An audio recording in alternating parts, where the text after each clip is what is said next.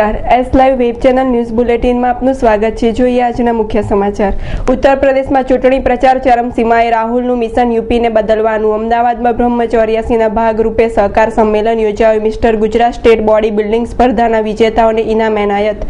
Vijaynagar youth forum દ્વારા રક્તદાન camp યોજાયો। પાયલ રોહતગી અને સંગ્રામસિંહની ફિલ્મ વેલેન્ટાઇન નાઇટનું અમદાવાદમાં પ્રમોશન। જોઈએ સમાચાર વિગતવાર। ઉત્તર પ્રદેશમાં ચૂંટણી પ્રચાર ચરમસીમાએ છે। કોંગ્રેસ સહિત તમામ રાજકીય પક્ષો મતદારોને રીઝવવા મેદાને ઉતર્યા છે। રાહુલ ગાંધીએ આજે વારાણસીમાં પ્રેસ કોન્ફરન્સ સંબોધતા કહ્યું છે કે મારું એકમાત્ર મિશન યુપીને બદલવાનું છે। ઉત્તર પ્રદેશમાં છેલ્લા 22 વર્ષથી ગુંડાઓ અને ચોરોનું રાજ છે। કોંગ્રેસ વિજયી થશે તો કોઈ પણ પક્ષ સાથે ગઠબંધન નહીં કરે। પ્રેસ કોન્ફરન્સમાં રાહુલે લોકપાલ મુદ્દે ગુજરાત ઉપર નિશાન તાકતા કહ્યું, ગુજરાતના સીએમ પણ લોકપાલની વિરુદ્ધમાં હતા તો બાબા રામદેવને પણ આડે હાથ લીધા। રાહુલ સાથે બહેન પ્રિયંકા પણ ચૂંટણી પ્રચારમાં વ્યસ્ત છે। કોંગ્રેસ ઉપરાંત ભાજપ પણ સ્ટાર પ્રચારકો સાથે મતદારોને રીઝવવા પ્રયાસ કરી રહ્યું છે। 26મી ફેબ્રુઆરીએ યોજાનાર બ્રહ્મ84 કાર્યક્રમના ભાગરૂપે ગઈકાલે ઉમિયા કેમ્પ્સ ખાતે બ્રહ્મસેના દ્વારા બ્રાહ્મણોની ઉપસ્થિતિમાં સહકાર સંમેલન યોજાયું હતું, જેની શરૂઆત 16 ભાગવતના ઋષિકુમારોના મંત્રોચ્ચાર સાથે કરવામાં આવી હતી।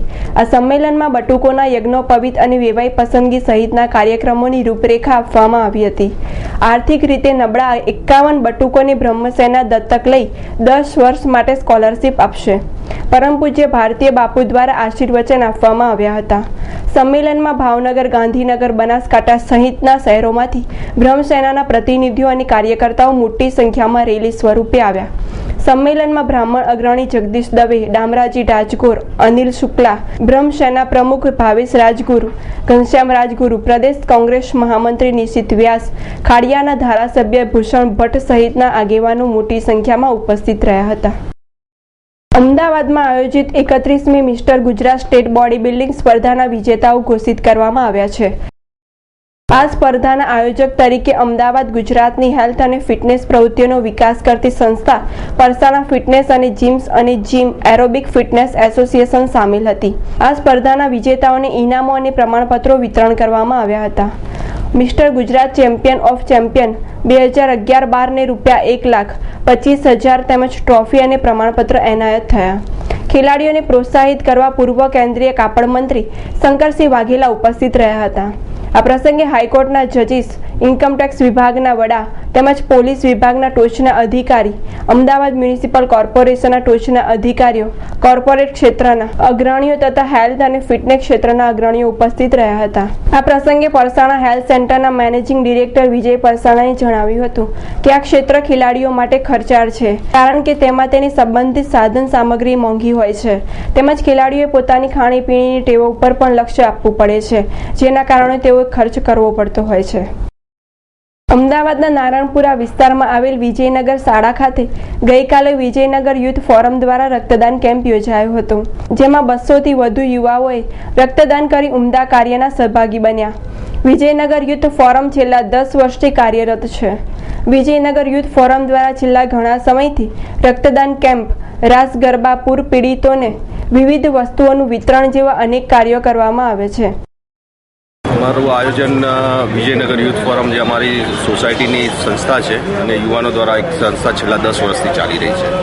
આમાં અમે અનેક વિવિધ કાર્યક્રમો કરતા હોઈએ છીએ। રાસ ગરબા મહોત્સવ કરતા હોઈએ છીએ, પૂરગ્રસ્ત રાહત સામગ્રી પણ બનાવીને અમે કરતા હોઈએ છીએ। 2 વર્ષે બ્લડ ડોનેશન પર કેમ્પ કરતા હોઈએ છીએ ને સિવિલમાં હમણાં જ અમને માલુમ પડ્યું કે ભાઈ ત્યાં કિડની ડિપાર્ટમેન્ટની અંદર લોહીની ખૂબ જરૂરિયાત હોય, તો અમને એ લોકો તરફથી રિક્વેસ્ટ કરી કે ભાઈ આપણે આવા યુવાનોનું સારું એક ગ્રુપ છે, તો તમે અમને ત્યાંથી બ્લડ ડોનેશન કરી આપો। તો અમે બધા યુવાનોએ ભેગા થઈને એક કાર્યક્રમ નક્કી કરવાનું આયોજન કર્યું। ગઈકાલે યોજાયેલા રક્તદાન કેમ્પમાં એકત્રિત કરાયેલ રક્ત કિડની હોસ્પિટલમાં જરૂરિયાતમંદ દર્દીઓને આપવામાં આવનાર છે। બિગ બોસથી જાણીતી થયેલી અભિનેત્રી પાયલ રોહતગી અને અભિનેતા સંગ્રામસિંહ વેલેન્ટાઇન નાઇટ ફિલ્મના પ્રમોશન માટે અમદાવાદના આંગણે આવ્યા હતા।